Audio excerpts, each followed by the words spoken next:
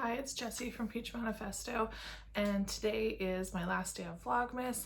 I had some other videos filmed weeks ago, and then other people's nail videos, they kind of did really similar things, or almost like exactly the same thing using the same products. So I was like, didn't want to feel like I was copying anybody, so I scrapped it, decided to do this instead. A frequently asked questions, people ask me this all the time. Literally filming this on Christmas Eve. So yeah, let's get to it. One of the questions I get asked the most is how long I've been doing nails. I've been doing nails for 15 years. I got certified in 2005.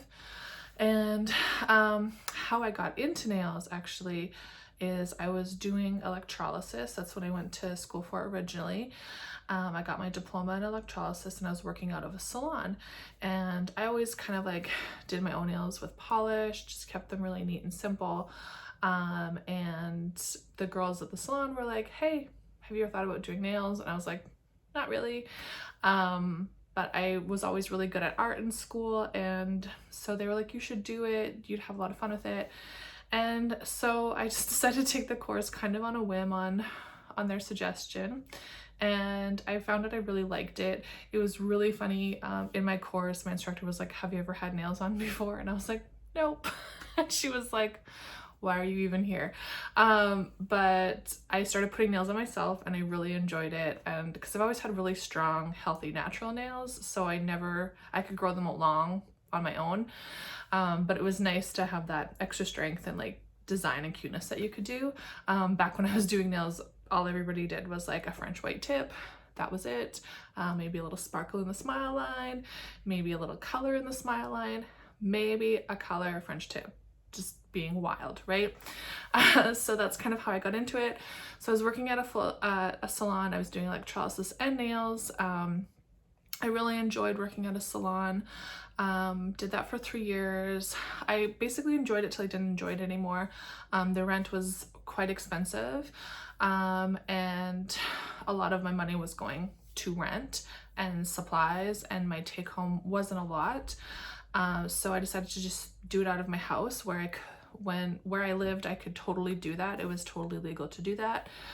So I did that. About 90% of my clients followed me. There was a few that it was a little bit further out of their way, and a few that just didn't feel comfortable getting services done in somebody's home. It wasn't as popular back then. And yeah, I did really well. I always kind of had like a side job, and then when I moved nails to my home, I really kind of made nails and electrolysis my side job, and I had other things that I was doing, but I always spent a lot of time working. I've always kind of been that person that worked a lot, so I would say I did both almost full time for a while, and then I had an opportunity to move, and I did, and I packed up my business, moved to a different city, and kind of mostly did my other job, and just like I kind of slowly gained nail and electrolysis clients in the new city. It did take me a while because I didn't really know anybody. So I do actually have a lot of good advice for new techs, because I feel like I started in a salon, I've done it from my home, I've kind of packed up and moved my business a couple times. So basically, it's okay if you have another job. Don't feel like you have to go all in and do it all. Don't feel like you have to buy all the new stuff. I didn't even have like a slimline lamp until like probably 2 years ago. I didn't have a vent on my nail desk till probably 3 years ago. Like just invest in things slowly. A lot of these big ticket items, you don't need to like as soon as off the bat get like the most amazing vent. You don't have to get the most amazing lamps and this and that. You can build slowly, and it's a good way to kind of save your money. I kind of like did little goals for myself, and I was like, okay, when I'm making this much money a month, I'm going to buy myself a vent. Or when I get this much money a month, I'm gonna get myself a slim light daylight lamp. things like that. I kind of invested really slowly. Products I did spend a lot of money on right away, but when I went and tried out a new line, my old line just wasn't performing the way that I wanted it to. There was a lot of nail tech groups, Facebook groups, where people were either like getting out of the business or they were getting into new lines, and you could kind of buy all their old stuff for a really discounted price. And that's kind of what I did. That's how I kind of found like Luxio and Amore and like Accents and OPI and things like that, because I was using a different brand before that and just strictly that one brand, and that's it. So yeah, if you can get into those Facebook pro sales, I've never really had a problem. Maybe there was like 1 or 2 times something I bought was cured, and most people were really good about it. They didn't know and they apologized and gave me my money back. So that is a good way to kind of, when you're starting out, is to buy from people that maybe are selling some of their stuff, or if they're just investing in new lines. Also, I would say do an online schedule right from the hop. Know when you want to do nails and schedule that time and put it online, and just make everybody book online, because people are going to see what you have available. And if there's not that back and forth and texting and when are you available, what works for you, they can just see it all. That was the thing I hated the most about owning my own business, was the back and forth. I was like, what about this day? No, that doesn't work. What about this date? No, I don't work those days. And it was so annoying. So I use Square appointments, and it's free, and they text and email your client. And you can set when they text them. Like I have it, they email 24 hours before and they text an hour before, and it really, like, I don't get no-shows anymore. So I highly recommend it. It worked really, really well for me. And what else can I say for advice for new techs? Don't worry about speed, because speed will come. Just worry on getting all your steps right and quality before quantity. And then once you've been at it for a while, do work on your speed. That was one thing I liked about working in a salon, is I was kind of booked back to back. So I really had that pressure on me. And I do that still in my own home. I book back to back. I mean, I have like a cleaning time in between, but I do book back to back. And so if people want complicated nail art, they know they have to tell me before their appointment so that I can schedule for that. Yeah, I think that's probably all the advice I have for new techs. Another question I get a lot is, how do I film? I film on my iPhone 11 Pro Max. It's a huge phone. I didn't want to get the huge phone, but it was all they had, and I needed a new phone like now. So I got the iPhone and I love it. I do all my filming, all my pictures on it. I just try and have fairly good lighting. I have my slim light lamp. I will bring that over here. It looks like this guy. And I put my phone on a clip that I got from Amazon, and it has a little ring light on it. I think it was $17. And if I'm filming like face to face like that, I also have my studio light on, and the light I use for electrolysis, I kind of just turn it on and face it, so it helps with the shadows.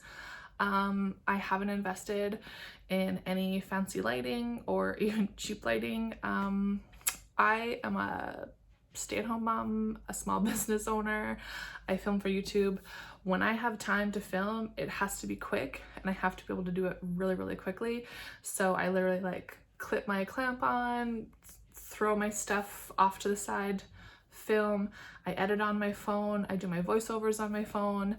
I don't have time to put it all on a computer, and you know what? I still make money on YouTube. So I really don't think you need all the fancy stuff. I think if your phone is good enough quality and you have good lighting, it almost doesn't matter. I think you can make it work. And I think if you want to do YouTube, just do it. Like, I know my first few videos weren't that great. I was like, I think my first few videos were filmed on my iPhone 5C. And I go back and look at them and they're not terrible. Like, they're not great, but they're not the worst videos I've ever seen on YouTube either. So yeah, just do it. If you want to film on YouTube, just do it. Yeah, that's pretty much all I do for filming. And I mean, I don't even pay for my editing software. I just use iMovie that comes free with my phone. I have used in PicMonkey, they do have a little bit of video editing, so I have used that a little bit. I'm playing with that a little bit, but that again is free as well. Another question I get asked a lot is my favorite nails to do. If you look at my Instagram page, you can kind of tell I like about a shorter to medium length nail. I love long nails and I think they look beautiful, and I know that I can do them, but I don't know if it's like my brain, how it works. If I have to take longer than 2 hours to do a set of nails, I get like bored.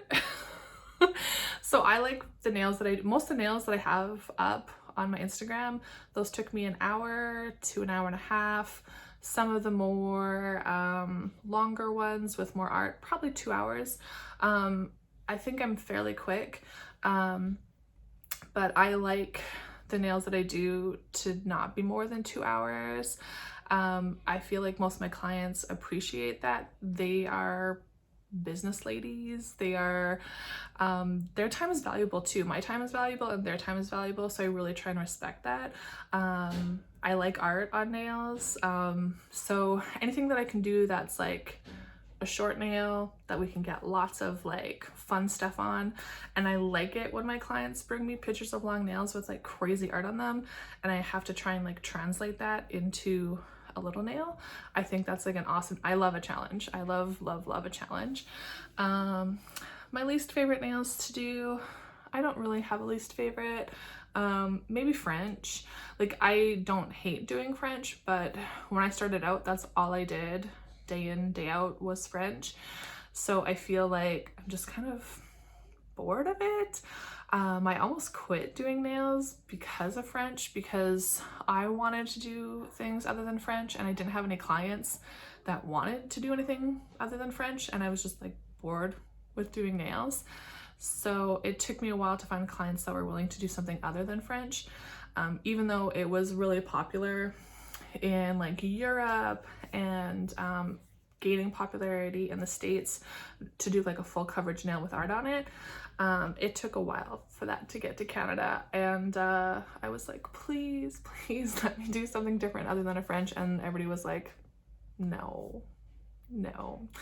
So yeah, I feel like French will always have a place in my heart, but I don't like doing it. But if someone wants me to do it, of course, I'll do it. I'm in the business of making people happy, so I will do whatever my clients want.